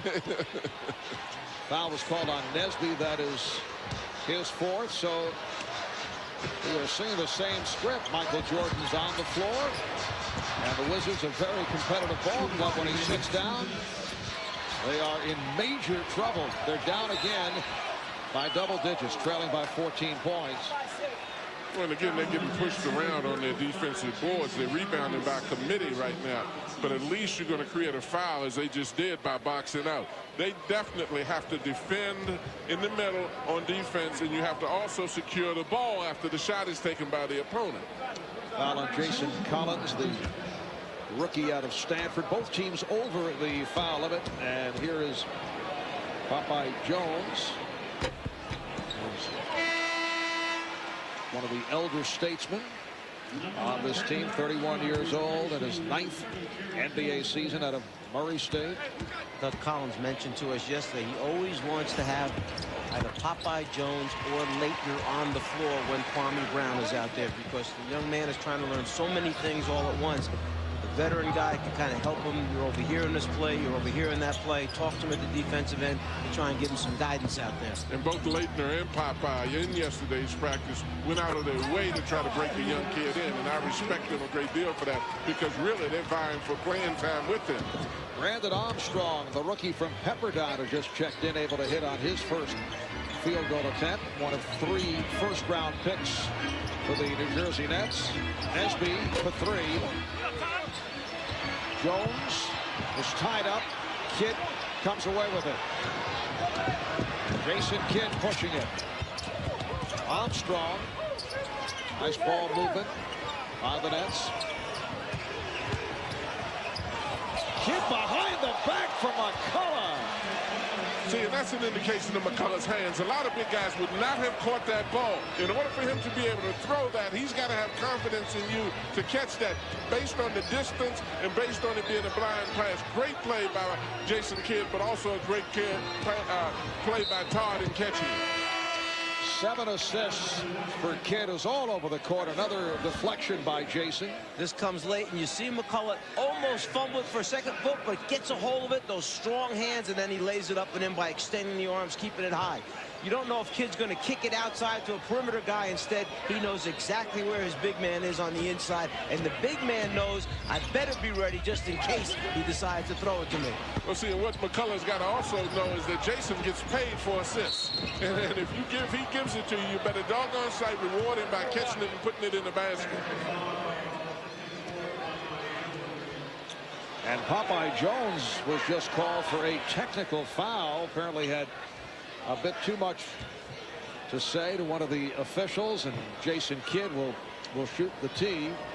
Since Michael Jordan sat down and he had the hot hand, he was 6 for 6 from the field in the 3rd quarter. Washington has been outscored 18-5. That's why I wouldn't put him back in the game again. Because once the regular season starts, you can't take him out. You got to win today. Armstrong. Nice recovery. Jones slapped the ball away. Brandon Armstrong, who is a shooter, a first-round pick of the Houston Rockets, and acquired in the deal for Eddie Griffin. Foul. Armstrong, one of those young men who went to Chicago during the pre-draft camp and really helped himself, elevated himself as far as the opinion of many of the scouts that were there. He came out of there with the reputation of having a nice stroke, a guy who, when you put him on the floor, he finds a way of scoring points. Foul was called on Kidd, sending Alexander to the line. And Jahidi White about to make his first appearance of the night. Well, and Jahidi's another one of the centers by committee that they have actually right now. His big presence, his rebounding ability will be needed. Setting screens, helping to get Michael open. Those are the kinds of things. If they're big guys on the front, just do the minimum. This team can be an effective team, particularly if Michael's playing the way he is now. And that's his job, getting the ball. Jahidi bothered by tendonitis in his left knee. Played for you, John, at Georgetown. Well, and he's got a great attitude. He works hard. He's a very physical player. Sometimes he gets a little anxious and gets a little upset too quickly. But I think he's going to be all right. Foul on Armstrong. That will put the Wizards back at the line with just 9 seconds remaining in the third quarter. You know what I got a kick out of yesterday in practice? Doug got on Jahidi a little bit, and Jahidi, the steam was coming out of his ears. He went right down the other end of the court and folded Brown. I said he wasn't really hitting Brown, he was hitting Doug, but he had to take it out on Kwame.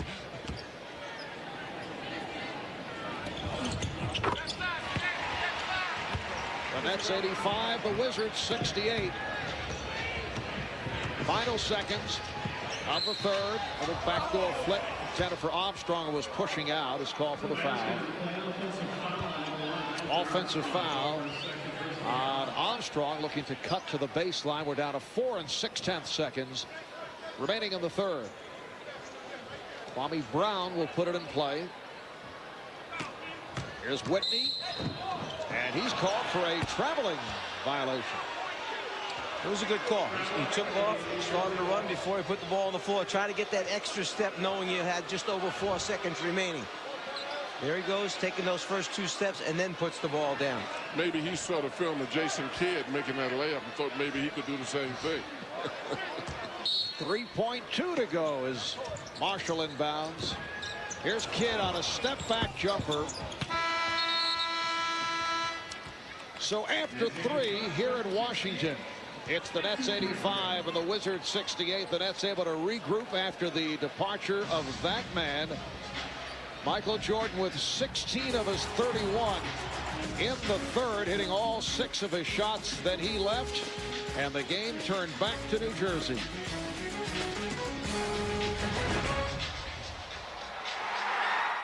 Quarter gets underway. Let's take a look at tonight's budget rent-a-car fast break. There's a big deficit right there up on top. Fast break points. It's tough to give away that many easy points. When I say easy, usually you're outnumbering your opponent 2-1, 3-1 on the fast break end of the floor. So those aren't points that they really had to work to execute their offense to make it happen. They're giving them easy points by not getting back in transition and in the paint. Where's that presence? Where are the big people for Washington? Well, it's a danger in that, as you know, Mike. When you're giving up, when you're not getting transition baskets and you're not getting baskets in the paint and your opponent is, you're going to rely on the outside jump shot. And it's not going to fall as much as it is doing right now for Michael every day. The Wizards with only 7 points the last 5.5 minutes. Foul is called on Armstrong of the Nets. Chris Whitney now working at the point. Here's Whitney. And rebounded by Aaron Williams, who just checked back in. The rookie, Jason Collins, up front, along with Williams and Marshall. Here's Armstrong. Collins with a good job and rejected by White. Jahidi White with the block shot. Well, he had to block it because he got pushed out under the basket and let him get an offensive rebound. And he cannot let that happen if he wants to stay on the floor. Alexander forcing along the baseline, and Doug Collins just pointing down the bench to number 23. And you hear the reaction from the crowd. Michael has played 22 minutes. He scored 31 points. The plan was that he would go about 30 minutes. Loose ball foul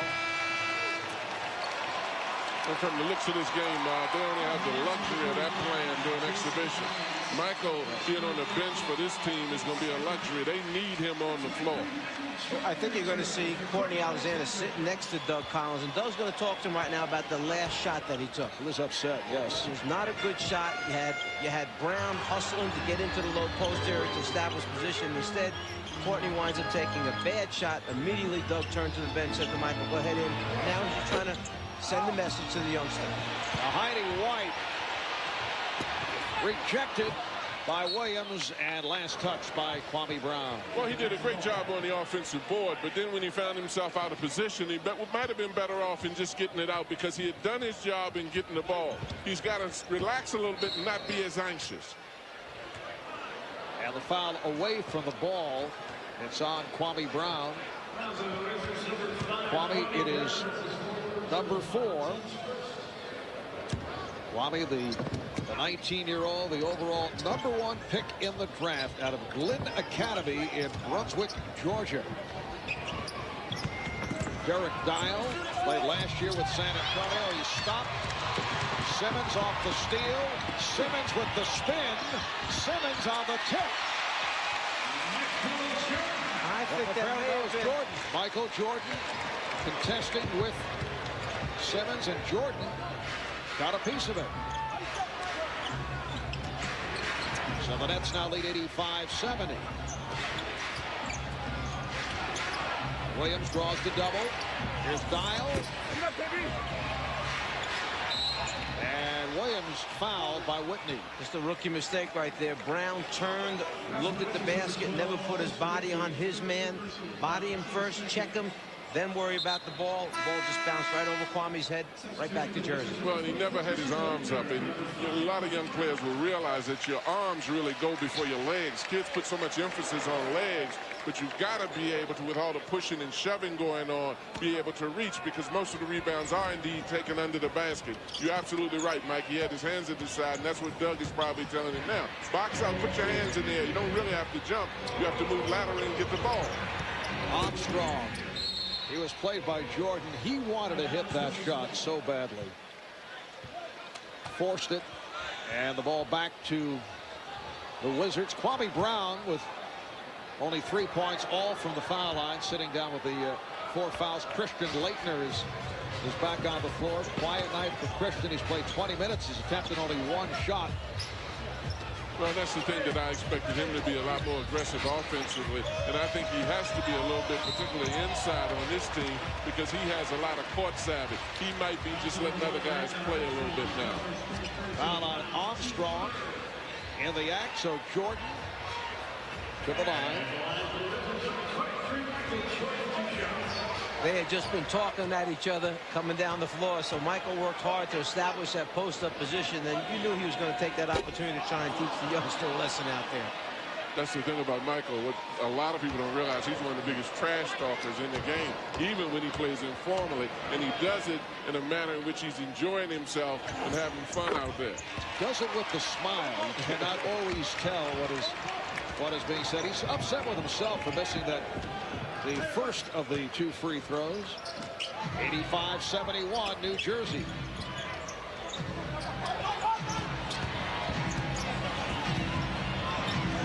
Shot clock to 7. And now Whitney with Jordan. Whitney takes all the way. It counts, and the foul.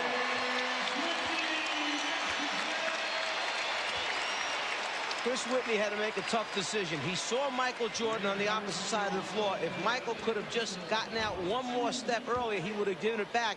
Instead, he had to make a decision. Give it or try and turn the corner myself. That time, he did turn the corner just enough to get a look and the opportunity now for a 3-point play. Brandon Armstrong committing the foul. That's his 5th foul in 5 minutes of play. You better stop talking and play some defense. We've been talking about Michael's offense. I've enjoyed watching him guarding his man down here without the basketball. That's why he's so intelligent. I mean, he knows how to cut the floor off, cut the receivers off, give support, and even fake. One time he smiled at the guy to dare him to drive on him.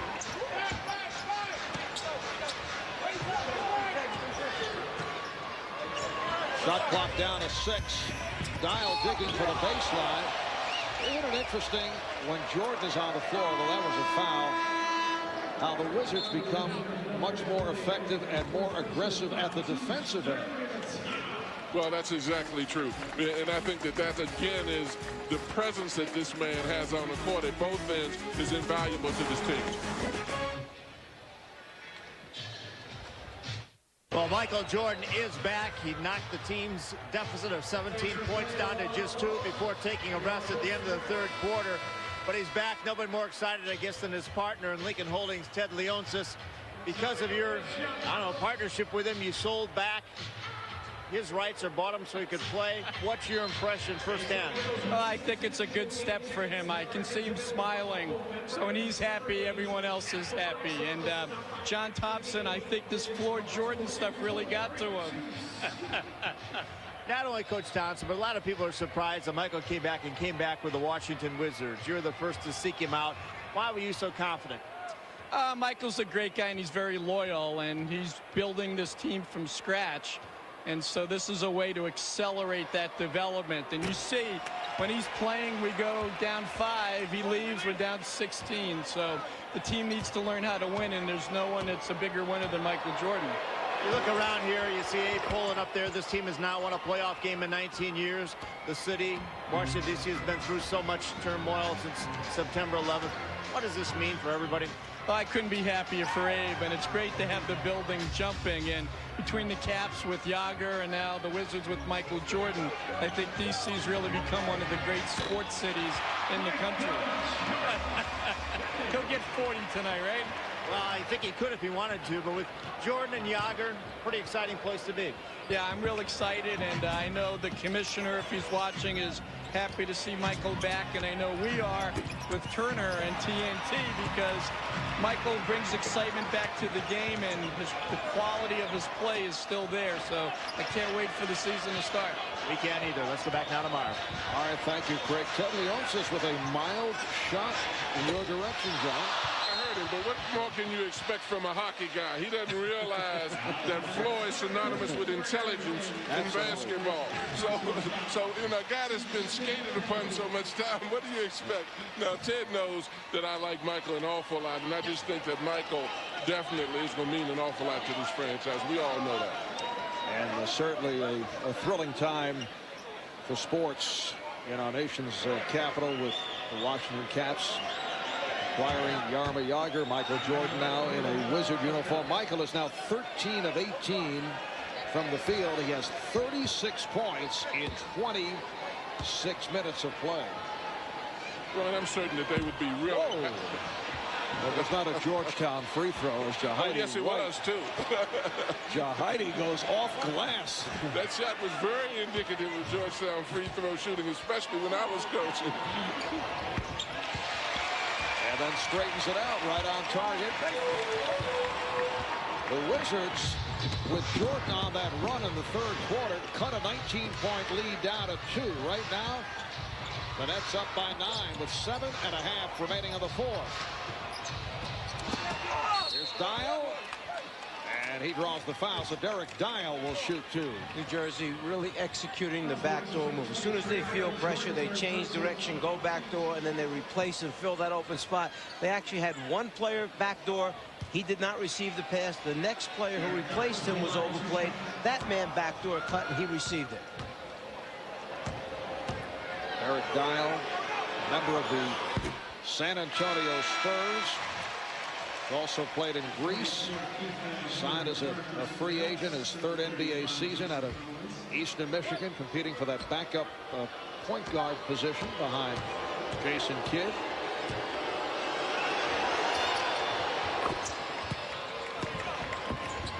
And that's 87, the Wizards 77. Backup point guards don't get a lot of minutes behind Jason Kidd. He only averages, what, about 45, 46 minutes a night.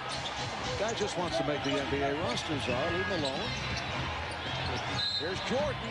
Yes, and it counts. A foul on Jefferson. Got him on the way up.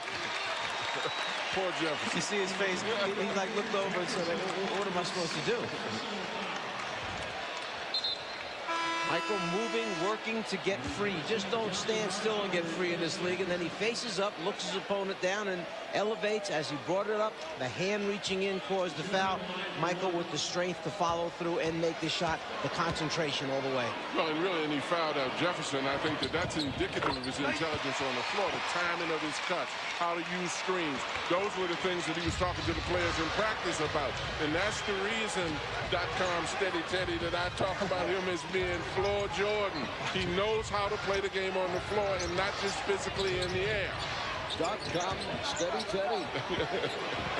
Too many hockey pucks hit him. You are Michael with 39 points, and the Nets lead 89-80. Just under 7. A lot of time remaining in this fourth. Jordan rebounded by Dial. The one thing you have to give Ted credit for, he did say, Marv, that he would get 40. You may be right with that. Aaron Williams posting. Wild shot by Williams, and nowhere to go on Jahidi White. Whitney for 3. Leitner keeps it alive. See Michael Jordan calming things down, taking the time out. I think people will listen. You talk about E.F. Hutton. I think they'll listen to Michael, too, when he talks and says, slow down. 6:19 remaining in the fourth. The Nets up by 9.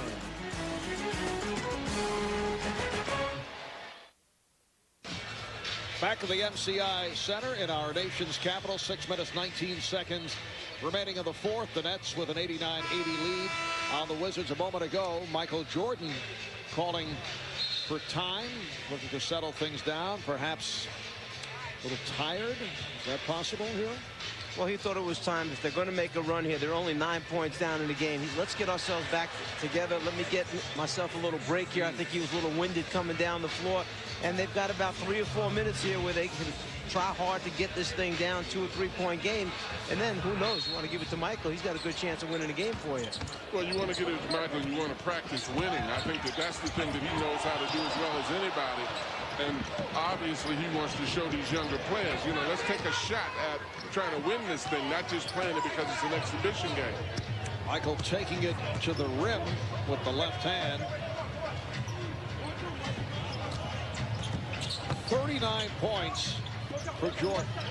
6 for 6 from the field in the third quarter. Holding foul is called on White. Michael has played 28 minutes, 14 of 21. This is a very unusual preseason game. You rarely see a player score a big number. And here you have, 40-point game coming up for Jordan. And he's not forcing shots. Well, remember, we said in the beginning of the game that we felt these people were in for a treat tonight because he really felt badly that he had to miss the game the other night due to the sore foot. They had a large crowd here to watch the inter-squad scrimmage. And Michael got on the microphone, apologized because he had soreness in his foot. And he said, look, we have a long season. But he wanted to play in front of these Washington fans. So you knew tonight he was going to try and come out and do something special.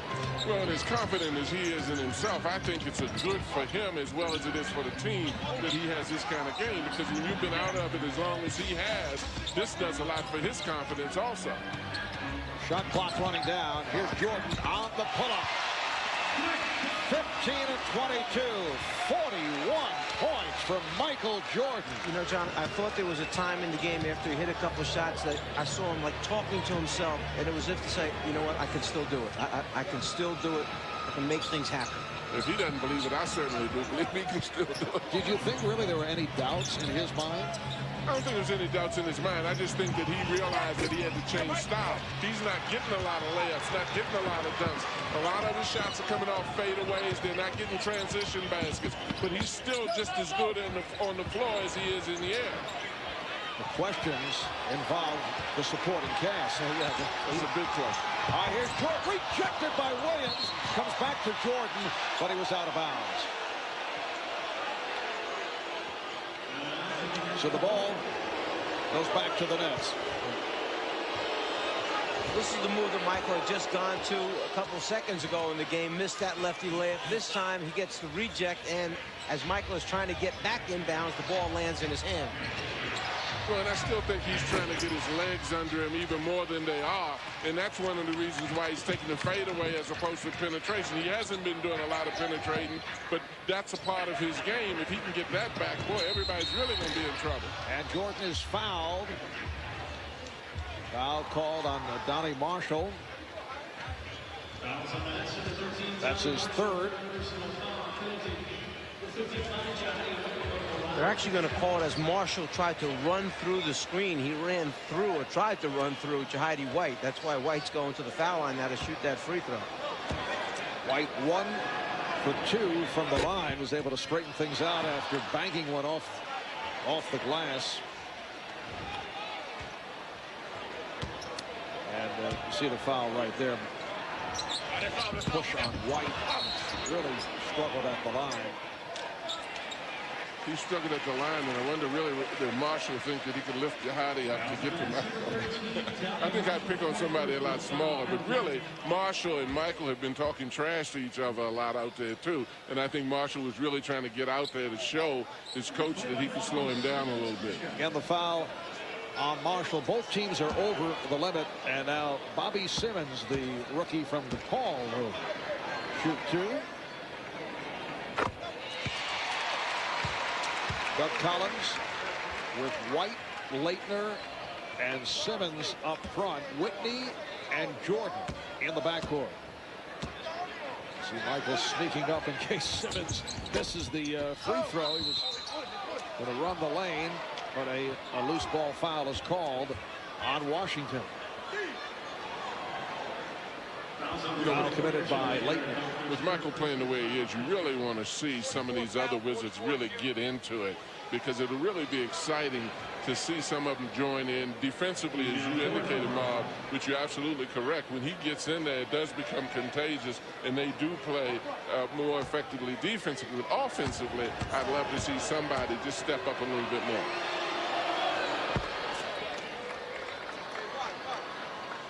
We're down to 4:23 remaining in the fourth quarter. The Nets 92, the Wizards 83. Tyronn Lue checks back in, coming on for Chris Whitney. Whitney leads with 5 points. Tyronn Lue has played 21 minutes, 0 for 6 from the field. And Lue now will handle the chores at point guard. Double up on Jordan. Kicks it out.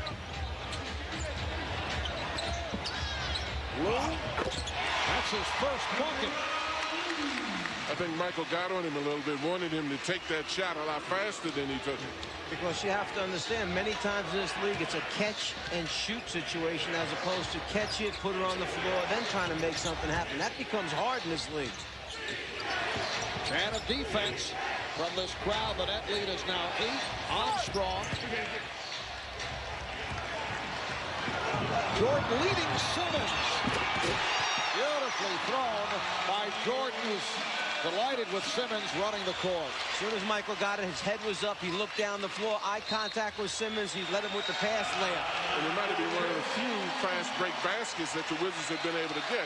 If they're going to be successful, they can't just depend on Michael's outside shot. They've got to get easy baskets out of the paint or in transition as they did here. There you see the 50-foot pass that leads to the score by Simmons. In at Las Vegas, Nevada, the Sacramento Kings and the Los Angeles Lakers on the floor, warming up, getting ready for the second of our preseason doubleheader. Coming up next on TNT, there's one of the new members of the Sacramento Kings, Mike Bibby, getting ready. Bob Neal, Hubie Brown will have it for you following the Nets and the Wizards. 3:26 remaining in the fourth. Nets have led by as many as 19. Jordan staying on the floor. He's played 30 minutes. You get the idea. Doug Collins would like to pull this one out. So Michael remains in play. 5 on the shot clock. Here's Dial. White with the rebound. Tyronn Lue pushing it down. Jordan posting, beating Dial, hands it off to White.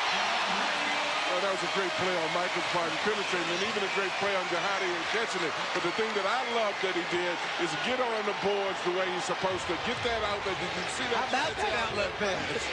It's a 4-point net lead. Marshall. Dial able to get to it, and they have the new 24. Jersey very fortunate because there's a situation where you know Washington is closing this thing down from New Jersey's standpoint. You want to get a good shot, not a rush shot. Donnie Marshall hurries up and shoots along and misses it. I think right now Doug Collins wants to practice mob winning. That's as important as anything else. Oh, what a shot by Van Horn, who was surrounded.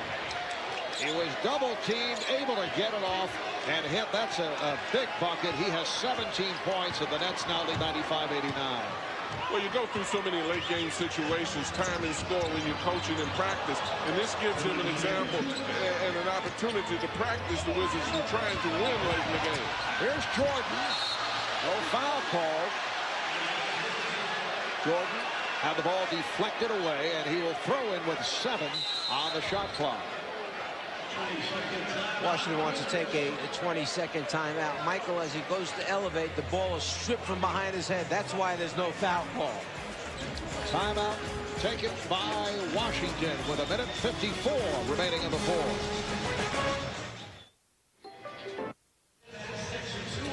1:54 to go in the fourth quarter. Washington in possession, trailing New Jersey by 6. They have 7 on the shot clock. Here's Lou, and Leitner with a rare shot. Christian Leitner with 6 points. That's only his second field goal attempt. He's 2 for 2, and the net lead is down to 4. See, I think he needs to do more of that. Hit that outside jump shot, which will open up his ability to drive. Absolutely. Absolutely. He's too good of an offensive player just to have taken him down the shots, and I'm certain Doug wants him to be more aggressive offensively. Simmons looking for Jordan, can't find him. Shot clock down to 7. Here's Tyronn Lue. Oh, beautifully done by Lue. The Wizards are within 2 with 1:18 remaining in the fourth. See, Marvin, that's what Michael's presence does for you. They're expecting him to give it. The floor opened up. Everybody was pressuring Michael. The floor opened up, and Lue went through and was able to get a layup. They double up on Williams. Dial with 10 on the 24. Here's Dial. Derek Dial gets the roll, and the Nets now lead 97-93. Here's where size plays such a big importance. Lue just too small that time to challenge the shot when it got in the paint area. Dial at 6'4". Leitner. Lue for 3. And Dial on the rebound. Meanwhile, the Nets, who also would like a W, staying with Derek Dial as Armstrong hits the 3. Byron Scott not coming back with Jason Kidd, showing confidence in this group on the floor. Timeout called by Washington with 36 seconds to go in the fourth quarter. And the Nets lead 100-93. The rookie Brandon Armstrong with a huge field goal. Marv Albert with the czar, Mike Fratello. John Thompson from Washington. The New Jersey Nets with a very impressive performance as they gun for their 3rd straight win in the preseason. The Wizards come in at 1-2. The Wizards pulling within 2 points in the 3rd quarter after trailing by as many as 19. Led by Michael Jordan, who hit all 6 of the shots in the 3rd. And here on the 4th, they come within 2. With Jordan back on the floor, and he has scored 41 points in 33 minutes, hitting 15 of 24 from the field. But now just 36 seconds to go. The Nets are up by 7, and Michael Jordan sits down, replaced by Corey Alexander. Well, the thing you respect about Michael, when he went out of the ball game, he was angry. Even though he's played well, he's trying to get into shape. You could see by the expression on his face that he was troubled by the fact that the Nets coming back the way they did on it. Oh, the steal by Lue, rejected. What a play by Dial, who has come up with a number of key plays down the stretch. I'm not sure that Tyronn Lue believed that the defensive player was going to come after him like that. He laid it out a little too soft instead of getting there and get it on the backboard. But see, and that's again is one of the reasons why one of those big guys have to make themselves available, Mike. He's accustomed to penetrating. The help comes. He drops it to Shaq. Shaq's not there anymore. These big guys have to follow him to the basket because he's already gotten the habit of getting it off. And Derek Dial completes a splendid evening for himself and his team. 13 points for Dial. The Nets defeat the Wizards 102-95 despite the exploits of Michael Jordan in his preseason home debut as a member of the Wizards. 41 points in 33 minutes. Let's go to Craig with Michael Jordan. Well, Michael, you've worked awfully hard on this comeback. Lost about 35 pounds, removed 3 years of rust. What's your firsthand impression of tonight's performance? I mean, obviously, you see, with the young team, we got to find ways to score and move the ball and execute. I think it was a big game for them, first time in front of the home crowd, and I think I could sense a little bit of nervousness. And third quarter, I just tried to pick it up and get some energy going, and I started hitting some shots, and the guys started feeding off of that, and then we had a letdown. When I went out of the game, I think it was 6-3, 6-1, and I think those are the things we're going to have to eliminate. And that happens with a young team. But it's preseason. I'm working on my game. I think everybody is trying to find, some continuity and chemistry to play at, and I think this team's going to get better. You mentioned the third quarter. It was great to hear Marv Albert scream, Michael Jordan is having a spectacular night. We haven't heard that in a few years. We can see when you're feeling it from the surface. But any way to describe what it's like inside that uniform when you know you're feeling it? I mean, it's a good rhythm. The basket seemed big. It's been 3 years since I felt that way, and this is preseason. I'm just trying to get myself in shape, and I want the team to start to get a feel in terms of how I play. I don't want them to sit back and wait for me to play. I think that's one of the things they tend to watch a little bit more than what they should, and I think Doug is trying to eliminate those types of nights and those minutes. So, but with the young team, you're going to have situations like that. I know you like challenges, but were there any doubts these last few months, especially when you hear wonderful friends like Coach Thompson call you Floor Jordan? I think he's, he understands that I play with a little bit more wisdom. I'm not going to try to take off from the free throw line. He understands I know how to play the game with my head instead of athleticism. So, I took that as a compliment more than the knock on the way I play the game of basketball. So, he knows me, and I didn't look at it in a negative way. You can dunk, you can dominate, but you can't do it all. When you come out of a game in the first quarter with a 1-point lead, you fall behind by 17. You score 16 in the third quarter, but down again by 17. How bad is it to watch? How much does it hurt you, and how do you resist the urge to take over?